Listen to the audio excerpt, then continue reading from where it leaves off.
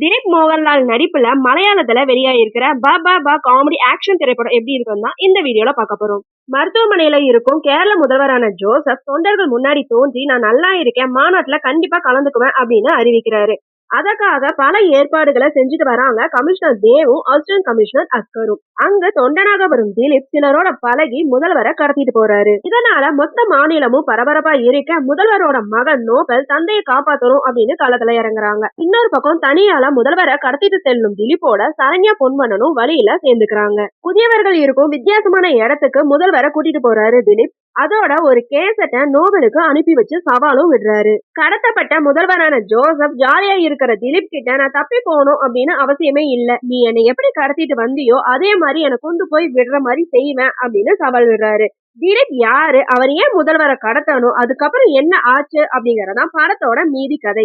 நடிகையோட வழக்கு தொடர்பான சர்ச்சையில இருந்து வெளியே வந்ததுக்கு அப்புறம் திலீப் நடிப்புல வெளியாயிருக்கிற முதல் படங்க. காமெடி ஆக்ஷன் படமா இதனை அறிமுக இயக்குனரான தனஞ்சய் சங்கர் இந்த படத்தை டைரக்ட் பண்ணியிருக்காரு. பயம் பக்தி மரியாதைங்கிறத சுருக்கி பாபா பா என தலைப்பு வச்சிருக்காங்க. ஒரு சாமானிய மனிதன் ஒரு மாநிலத்தோட முதல்வரை கடத்தி தனக்கான கோரிக்கையை முன்வைக்கும் ஒரு சீரியஸான கதையை காமெடி டோன்ல சொல்லியிருக்காங்க.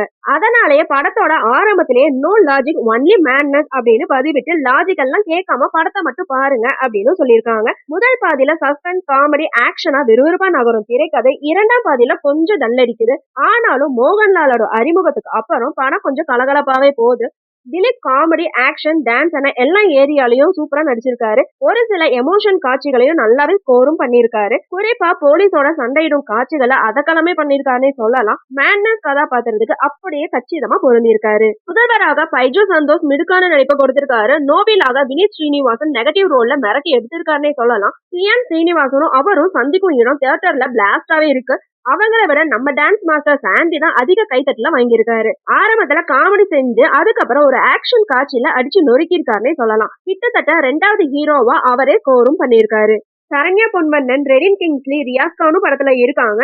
சலீம்குமார் முகுந்தன் உன்னி ஒரிஜினல் அப்படின்னு வினித் கிட்ட சொல்ற காட்சி சிரிப்பலையா இருக்கு. மோகன்லால் மாசா அறிமுகமாகி டான்ஸ்லயும் சூப்பரா ஆடி இருக்காரு. திலீப்பும் அவரும் சேர்ந்து ஆடும் போது திரையங்கமே ஆடுதுங்க. சாண்டியும் தன்னோட பங்குக்கு அதுல குத்தாட்டமும் போட்டு சிலிர்க்கவும் வச்சிருக்காரு. படத்துல நம்ம தளபதி விஜயும் இருக்காருங்க.